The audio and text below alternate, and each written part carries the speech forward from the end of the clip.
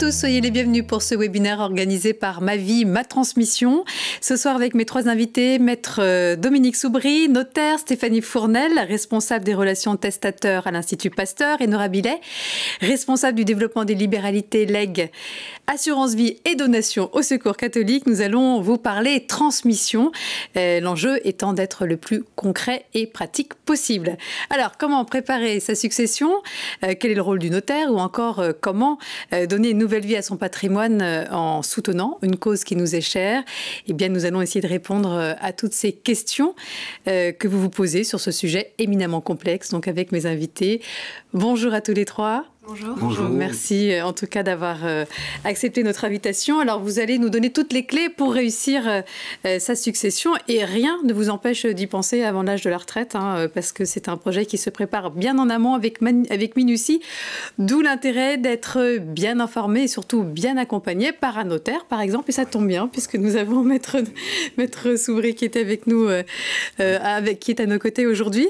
Alors en préambule de cette émission, vous allez vous expliquer comment se prépare une transmission, quelles sont les questions à se poser et toutes les options possibles que nous offre aujourd'hui la loi. Vous avez la parole, Maître Soubry. Voilà, bon, merci de nous accueillir.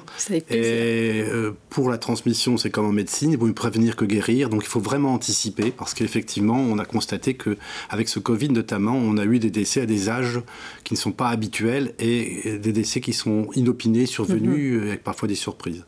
Donc le rôle du notaire, c'est essentiellement d'accueillir les familles, de faire un premier bilan avec les clients, un bilan familial, environnement familial, et un bilan patrimonial pour prendre les décisions de transmission qui s'imposent par rapport aux enfants ou l'absence d'enfants aussi, par rapport à une part dont on peut librement disposer sans crainte de l'avenir, notamment l'avenir avec un vieillissement qui peut être compliqué d'un couple qui deviendrait médicalement dépendant et ça coûte très cher.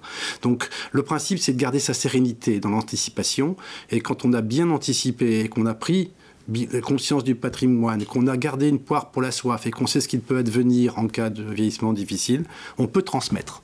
On peut transmettre. Bon, généralement, il y a des enfants. On en reparlera parce qu'il y a des parties réservées un peu compliquées et c'est des parties disponibles. Mais si on n'a pas d'enfants, il faut vraiment prendre les dispositions, orienter le choix de la transmission vers une œuvre, association loi 1901 ou fondation exonérée d'impôt de succession, et on pourrait effectivement optimiser. Donc on peut travailler par un legs ou un testament, où on peut faire une donation de son vivant. Alors justement, quelles sont les différences entre donation et legs? Alors voilà, le legs, ça ressort du testament. Le testament, il n'y a pas de transfert immédiat de patrimoine. C'est-à-dire qu'on transmet un patrimoine.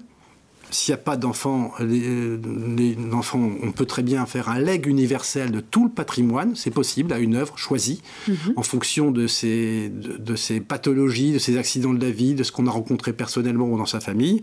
Et il y a toute liberté. Et une œuvre, dans ce cas-là, effectivement, par un testament, le testament s'appliquera au décès, sur le patrimoine existant au décès. Et si c'est une donation, on fait un transfert définitif et irrévocable d'un bien déterminé à l'œuvre choisie.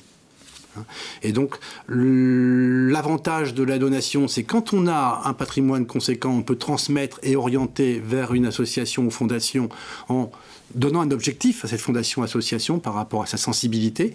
Et si on n'a pas suffisamment de patrimoine disponible pour garder la sérénité du vieillissement, avec ce problème de médicalisation, on peut faire un testament, et le testament s'appliquera sur le patrimoine qui existera lors du décès. Donc, donation, transfert définitif et irrévocable, testament qu'on peut tout refaire à tout moment ou amender à tout moment. On retarde le transfert au jour du décès. Voilà. Et on garde la poire pour la soif. Et on garde la poire pour la soif, en considérant le vieillissement de la population et des pathologies qu'on connaît et qui sont très lourdes quand les deux parents, par exemple, sont affectés. Parlons d'abord de la donation. Quels sont les différents types de donations possibles? Alors, dans notre cas présent, déjà, il faut tout de suite faire une mise au point sur ce qu'on appelle la donation entre époux, qui n'est possible qu'entre les époux et pas entre gens pacsés. En fait, ce n'est pas une donation. C'est une donation, c'est plutôt un testament. Cette donation-là porte sur les biens qui existeront à l'époque du décès, pour gratifier le conjoint survivant, mari ou femme, réciproquement, sur ce qui existera à l'époque du décès, qu'il reste beaucoup de biens ou peu. Hein. Et donc c'est un testament en quelque sorte. Donc ça ne nous concerne pas au cas présent. Ce qui nous concerne, c'est le don manuel, c'est-à-dire qu'on peut remettre avec un CERFA 2735 d'administration une somme déterminée à une œuvre déterminée de façon immédiate.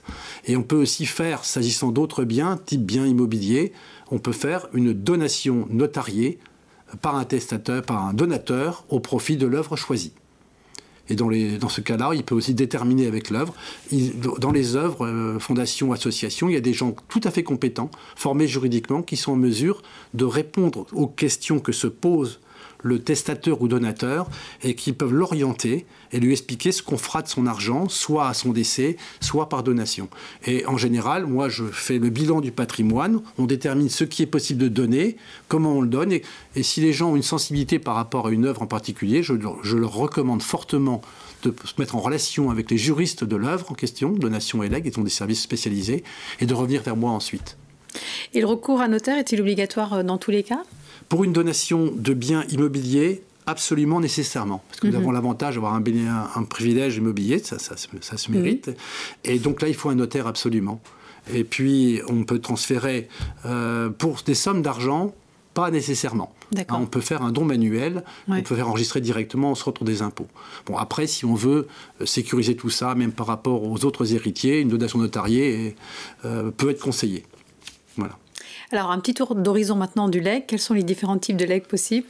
Alors, le legs, oui, on va essayer de simplifier, hein, parce que c'est pas un cours de droit. Si on n'a pas d'héritier en ligne directe, qu'on n'a pas d'enfants qui ont une réserve de droit que le Code civil a prévu pour les enfants et petits-enfants, si on n'a pas d'ascendant, si on décède prématurément, plus ses parents, on peut faire un legs universel. Ce legs universel donnera à l'association la maîtrise, la mainmise sur le patrimoine, la saisine, elle pourra agir directement et passer au règlement de la succession. Voilà. Après, on peut faire aussi un legs particulier. Si vous avez 3 enfants et que vous jugez utile de gratifier une œuvre, vous pouvez faire un legs particulier ou une donation de somme d'argent ou d'un bien particulier dans la limite du parti disponible directement à une œuvre. Alors, si c'est une donation, il faudra un acte notarié. Et si c'est un testament, il faudra aussi le sécuriser pour qu'il ne disparaisse pas ou qu'il ne soit pas égaré. Et là encore, quel sera le rôle du notaire ? Le rôle du notaire, si c'est dans une donation, c'est pour faire le transfert de la propriété, immédiat et définitif. Si c'est pour une succession, l'œuvre qui aura été désignée comme légataire universel se mettra en relation avec le notaire de la famille et ils régleront directement, ils auront la maîtrise de la succession. Voilà. Et là encore, le recours à un notaire est obligatoire pour des biens immobiliers ? Pour des biens immobiliers essentiellement. Et après, on a aussi un maillage sur le territoire. On peut être notaire de famille et on peut beaucoup conseiller les gens, les éclairer. On ne va pas orienter leur choix, on respecte leur choix. Mais on peut les orienter pour optimiser leur volonté en partenariat avec l'œuvre choisie. D'accord. Votre avis sera toujours précieux. Par contre, si on a un testament, on ne le dit pas à l'œuvre, parce qu'un testament est par nature révocable. Si ces personnes qui ont fait un testament, n'étant pas certains qu'ils auront toujours la trésorerie nécessaire pour un vieillissement médical et économique tranquille, ils peuvent toujours amender le testament. Mais on ne dit pas à l'œuvre. Bien sûr. Au dernier moment, non, c'est au décès qu'on le déclarera. D'accord. Très bien. Est-ce qu'on peut tout donner ou tout léguer, c'est-à-dire n'importe quel bien ? Oui, n'importe quel bien. Des armes, non, mais toutes sortes de biens. Toutes sortes de biens. Alors, aussi, une chose qui est facile à faire, c'est de l'assurance vie. Ou même d'un contrat de capitalisation. Et le notaire fera à ce moment-là un testament à la demande de la personne pour désigner le bénéficiaire du contrat de capitalisation. Et dans l'assurance vie, les bénéficiaires sont désignés par l'assurance ou la banque directement. Alors donc ça aussi, en dehors de ce qu'on peut donner, le classique legs ou don ou donation, on a aussi les assurances vie et les contrats de capitalisation. Et peut-on donner ou léguer tout son patrimoine à une association ? Absolument. Quand on n'a pas la réserve héréditaire, il faut savoir que le Code civil a prévu que les enfants soient protégés par une réserve qui est de la moitié la réserve s'il y a un enfant, qui est de 2/3 s'il y a 2 enfants, et qui est de 3/4 s'il y a 3 enfants et plus. Donc la partie disponible sera variable selon le nombre d'enfants. Voilà. Et a-t-on le droit de faire une donation à legs à n'importe qui ? À son chat, par exemple? À son chat, non. Alors Garden, effectivement, ça se pose régulièrement, les gens qui n'ont pas eu d'enfants et qui ont en affection un chat ou un chien. Non, il faut faire un leg à une association d'animaux type SPA à charge de soins. D'accord. À charge de soins. Mais après, c'est vrai que peut-être qu'on pourrait, même si ces gens aiment les animaux, les éveiller sur d'autres causes qui sont peut-être aujourd'hui... j'adore les animaux, hein. Oui, mais qui sont un peu plus utiles. Parfois plus utiles. Enfin, d'accord. Je vais pas mécontenter des gens qui adorent les animaux, parce que parfois ils sont bien moins ingrats que les humains. C'est vrai. Ça, il faut le reconnaître. Voilà, mais... Juste, j'aimerais qu'on vienne sur les avantages, histoire que tout le monde ait bien les idées claires, sur les avantages entre donation et leg. On en a déjà un petit peu parlé, mais peut-être Alors moi, un petit comparatif. L'avantage du leg, je crois que c'est ce qui est majoritairement la transmission vers les œuvres, c'est qu'on garde la main, on garde la maîtrise. Et moi, je dis que c'est important aussi parce qu'on peut faire un leg à titre conservatoire.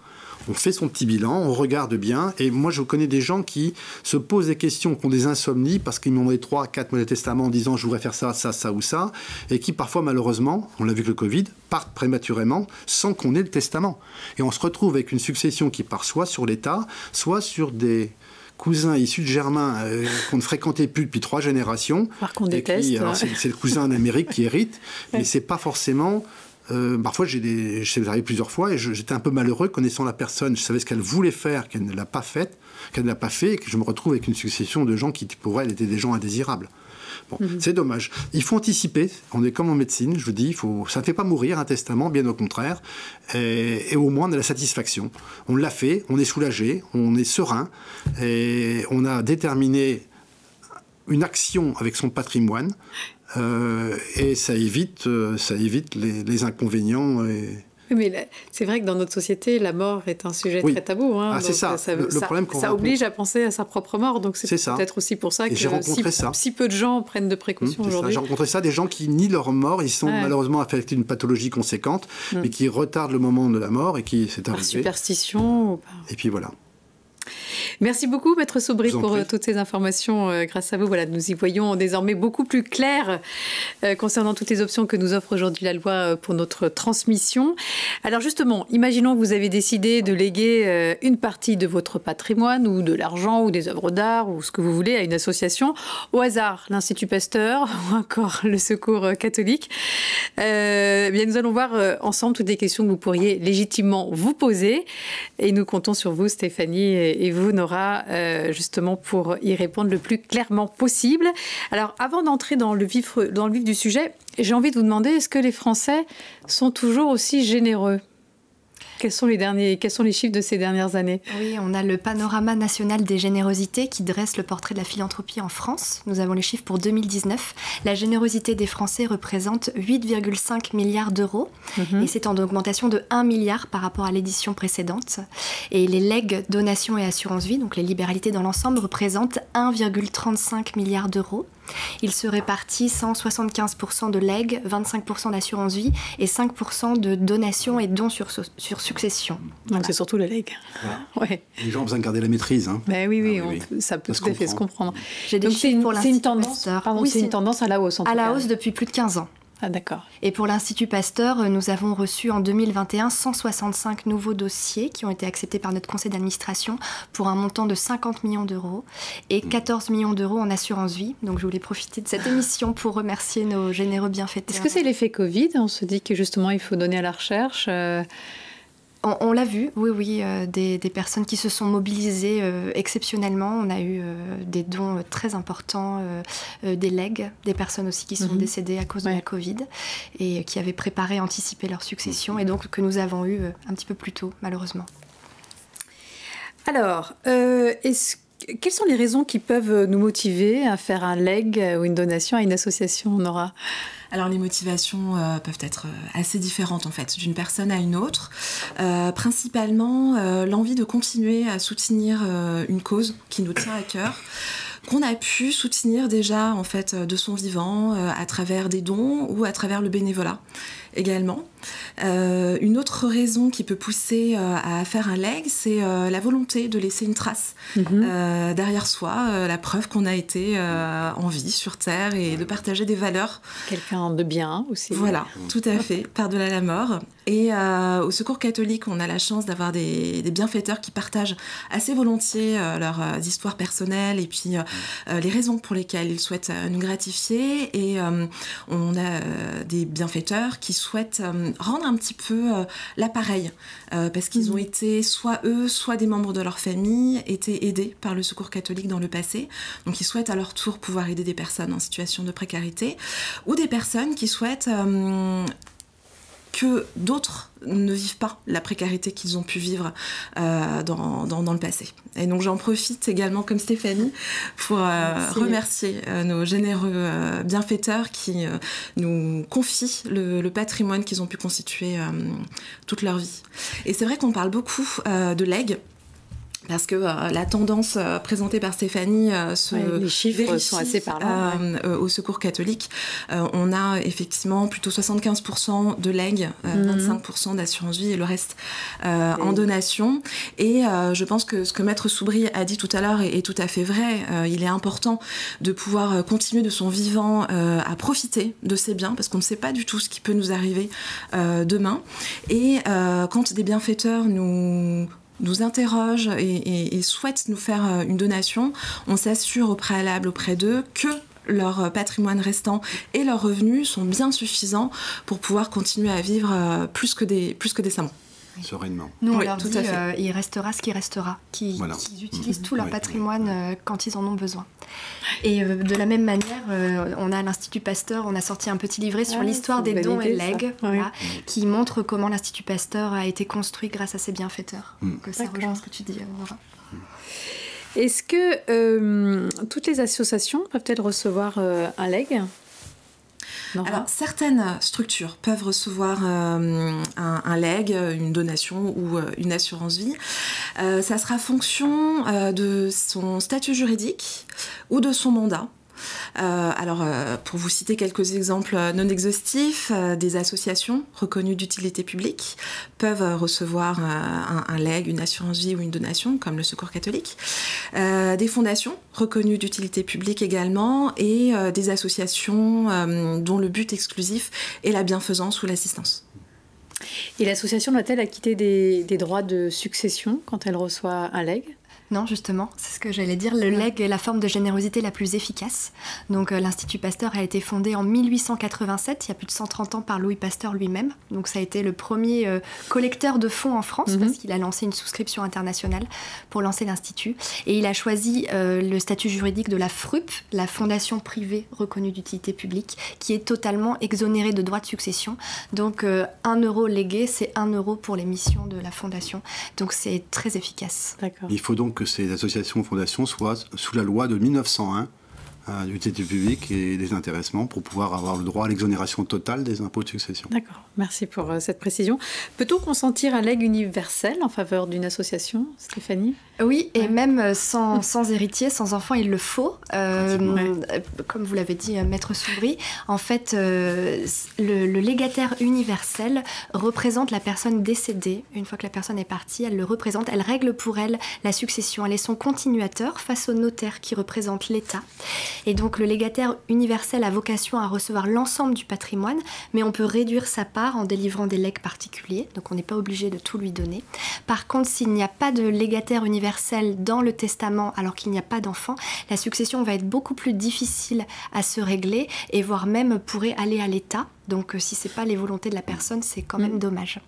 Après, si la personne a des héritiers, alors là, donc il y a la règle à respecter. Le legs se limite à la quotité disponible. Donc des héritiers enfants, réservataires. Des héritiers enfants, voilà. La part réservataire est réservée pour les enfants. Ouais. Et on peut, le legs, en fait, doit se limiter à la quotité disponible. Donc la moitié de son patrimoine quand on a un enfant, 1/3 quand on en a 2 et 1/4 quand on en a 3 ou plus. D'accord. Alors, par exemple, parce que moi je vous interromps, si au mépris de ça, une personne désigne une œuvre légataire serre universel alors qu'il a des enfants, legs universel serre, il sera réduit à la partie disponible. Ça veut dire, comme tu l'as automatiquement, ça sera réduit s'il y a 3 enfants à 1/4, 2 à 1/3, et voilà. Et le reste pour l'association. Parce que parfois on en reçoit sans qu'on les ait reçus, les gens, et quand on ouvre le testament, nous on essaie toujours de les relire pour qu'il n'y ait pas de vice de forme, et que chaque mot ait son importance également. Legs universel, c'est une vocation effectivement à tout recevoir. Donc le client n'a pas à dire en conséquence de quoi je lègue ma voiture, mon mobilier, mais non. Legs universel, c'est tout ce qu'il y aura à l'époque du décès. Donc c'est simple. Je tiens à préciser que dans 90% des cas, quand même, les legs que nous recevons sont le fait de personnes sans enfants. Oui, sans enfants, voire même sans héritiers autres. Voilà. Exactement. Ce qui est assez logique. Voilà. Comment se règle une succession à l'Institut Pasteur ? Alors à l'Institut Pasteur, nous avons une équipe de juristes qui sont là pour régler la succession. Nous sommes contactés par le notaire qui nous informe d'un testament en notre faveur. Et donc avec le notaire, avec le commissaire-priseur également, nous allons faire un inventaire du patrimoine de la personne décédée. Donc ses avoirs bancaires, ses biens mobiliers, ses biens immobiliers. Avec cet inventaire, donc on aura le montant du patrimoine. On le soumettra au conseil d'administration qui se prononcera sur son acceptation. Donc si elle est bénéficiaire, si la succession est bénéficiaire, nous l'acceptons. Et ensuite, c'est le règlement de la succession à proprement dite, donc la vente des biens immobiliers à l'amiable ou aux enchères, l'encaissement des avoirs. Tout ça se fait sous le contrôle du commissaire aux comptes. On rend également des comptes à notre autorité de tutelle sur la bonne utilisation des fonds recueillis dans le cadre des successions. Et puis, je tiens à dire que l'Institut Pasteur et le service des legs de l'Institut Pasteur est le seul service en France à être labellisé AFNOR ISO 9001 version 2015. Il y a même des normes. Donc, il y a des normes aussi qui montrent en fait les activités de bonne gestion de conseil, de gestion des libéralités et de gestion du patrimoine immobilier. C'est une question que je vous poserai un peu plus tard avec des exemples concrets. Et ça se passe différemment au Secours catholique ou c'est à peu près la même chose ? Alors déjà, avant de parler du règlement de la succession, c'est une histoire de personnes et de projets de transmission. Donc au Secours catholique, on a une personne en charge de ce qu'on appelle la relation testateur.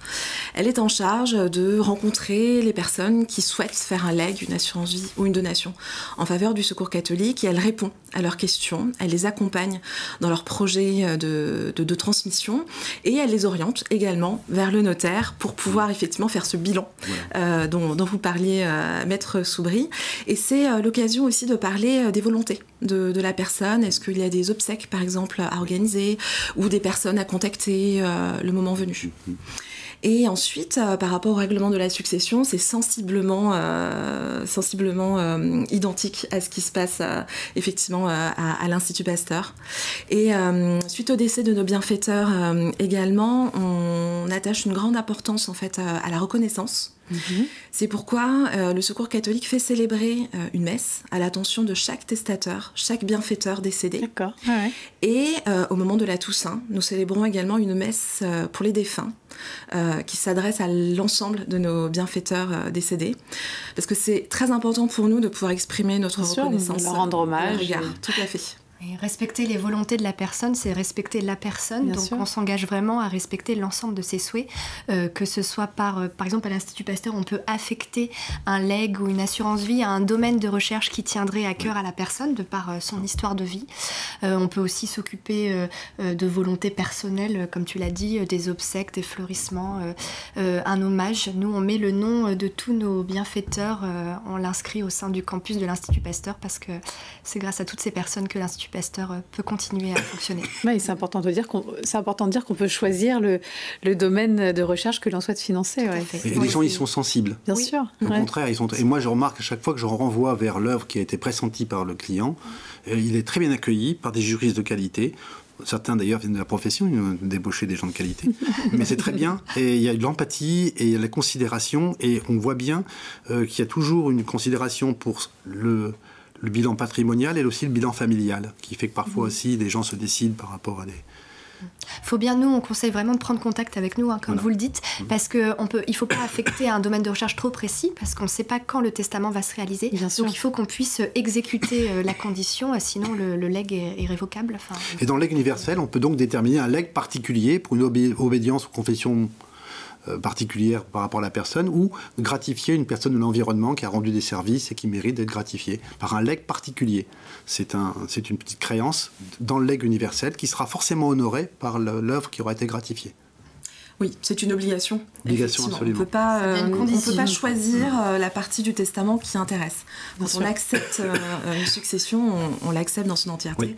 Et effectivement, on s'engage à le respecter correctement. Et c'est aussi pour ça que c'est important de pouvoir rencontrer les bienfaiteurs en amont, de pouvoir discuter avec eux de leurs projets pour, comme l'a dit Stéphanie, s'assurer que le souhait d'orientation, d'utilisation du patrimoine puisse être possible au moment du décès.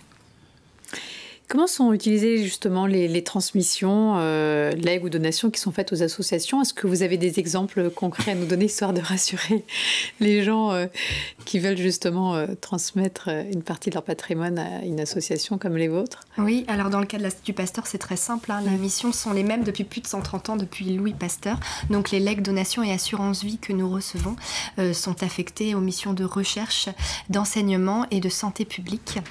Alors les 2 dernières années ont été marquées par la pandémie de Covid-19. Donc ça a été une période de mobilisation exceptionnelle de l'Institut Pasteur, avec de nombreuses recherches et découvertes sur le SARS-CoV-2, notamment sur le plan des diagnostics ou des développements thérapeutiques. Et puis nous nous attachons à suivre le plan stratégique scientifique 2019-2023, avec nos priorités qui sont les maladies infectieuses émergentes, donc plus que jamais d'actualité, la résistance aux antibiotiques, les maladies neurodégénératives comme Alzheimer, la vaccinologie ou encore bien sûr les cancers.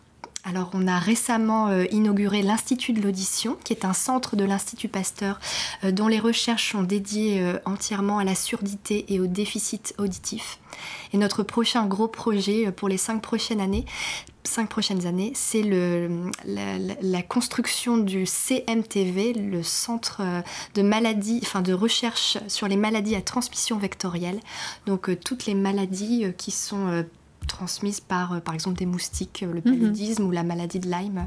Donc vous voyez, beaucoup de projets. Et toute cette énergie au service de l'humanité n'est rendue possible que grâce à nos bienfaiteurs. Donc nous les remercions de tout cœur. Alors j'ai une précision à apporter, si vous me permettez. Oui, bien sûr. Puisqu'on parle de testament, quand des personnes ont un problème de surdité, de cécité ou un problème de handicap d'un bras qui ne peuvent plus s'exprimer ou écrire, parce qu'on a le testament holographe qui est très connu, très répandu, qui est un manuscrit. On prend un papier, on rédige son testament de sa plume, pas le voisin qui rédige et vous signez. Vous rédigez votre testament, vous le datez et vous le signez. Il est valable.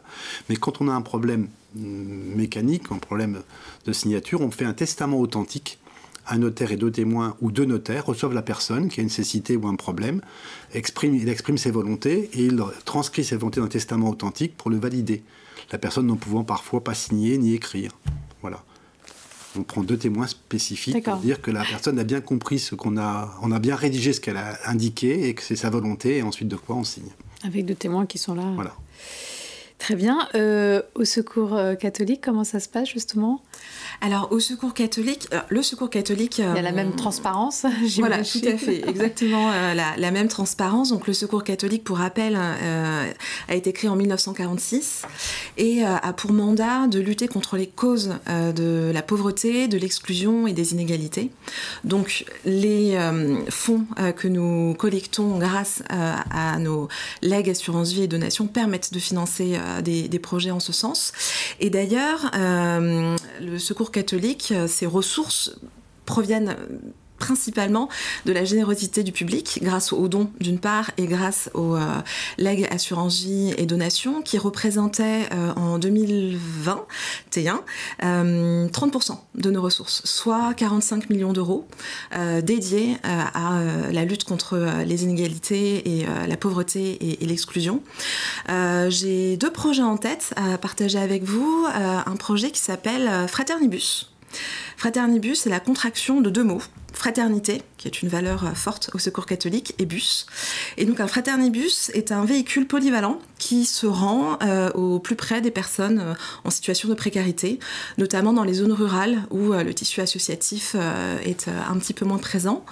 C'est un lieu chaleureux, d'accueil, qui a vocation à accompagner les personnes dans la durée.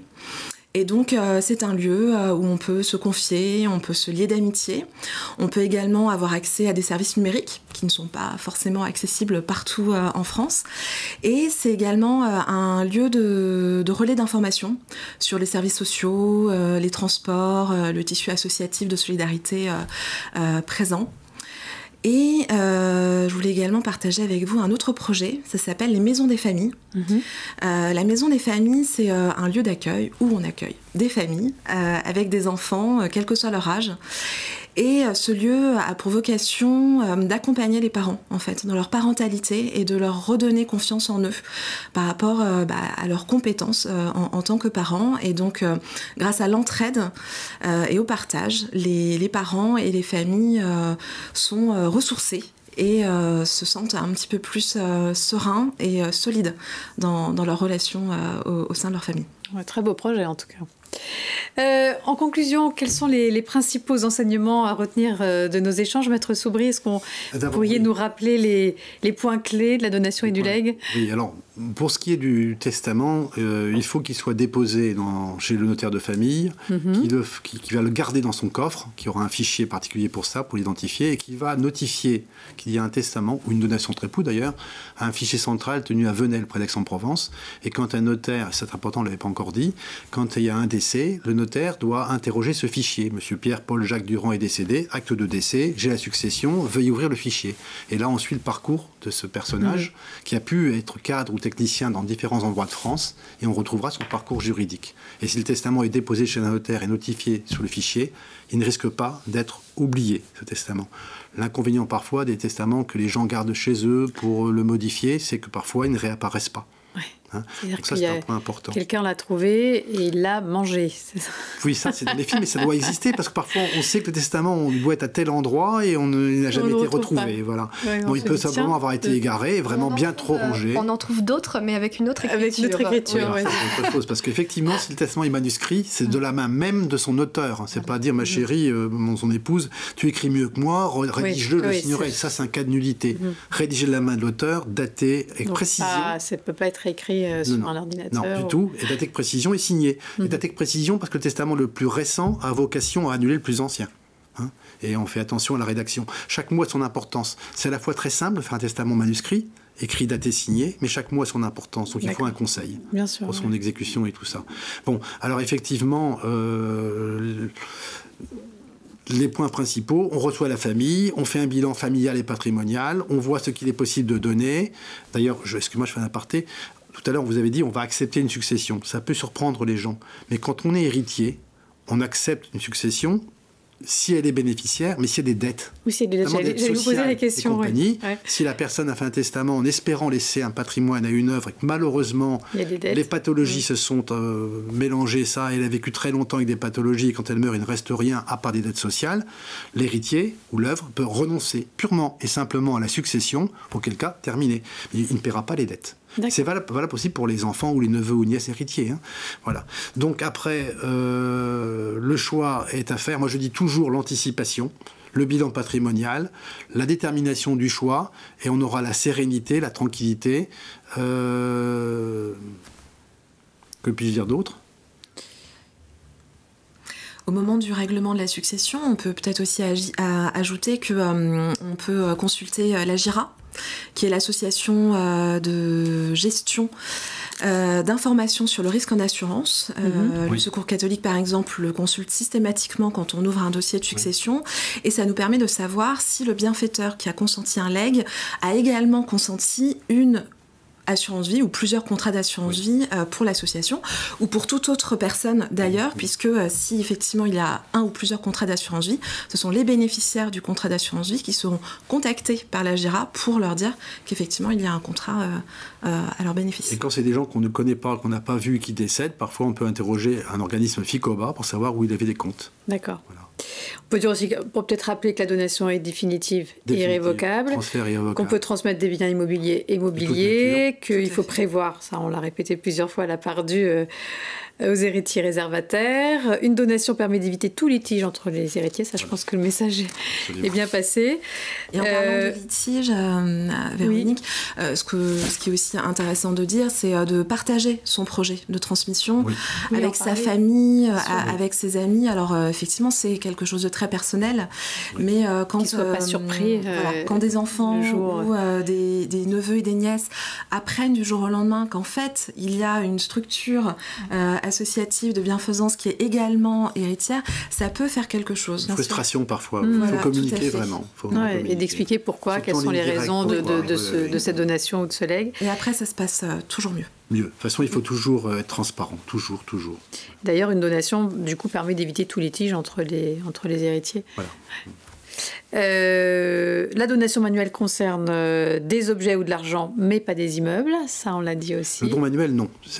Dès qu'on a un actif immobilier, il faut que ce soit un acte notarié pour le transfert de la propriété, parce que la donation transfère la propriété. Absolument. Donc là, il faut un acte et notarié pour cela. Que la donation à une association constitue un soutien immédiat à des causes qui vous est chères, ça je pense qui vous sont chères, pardon.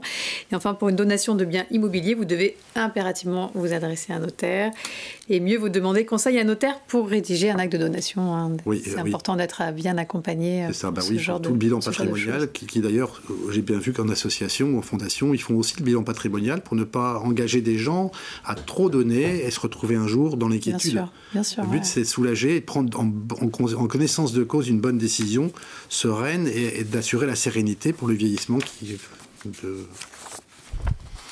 du couple ou autre. Voilà. Merci beaucoup pour toutes ces informations. Grâce à vous, je pense qu'on y voit beaucoup plus clair. Voilà, quand il sera temps de préparer notre transmission, notre succession. Et effectivement, il faut y penser, pas forcément à l'âge de la retraite, c'est ce qu'on se disait. Des aléas de la vie. Et encore une fois, c'est un sujet, je le disais tout à l'heure, qui reste encore très tabou. On rejette l'idée de la mort, mais malheureusement, les conséquences peuvent être importantes. Anticiper, décider, choisir ne fait pas mourir, bien au contraire, ça donne de la sérénité. Exactement, c'est sous cet angle-là qu'il faut le voir. Merci beaucoup, merci à tous de nous avoir suivis et très belle fin de journée. Merci à vous. Merci.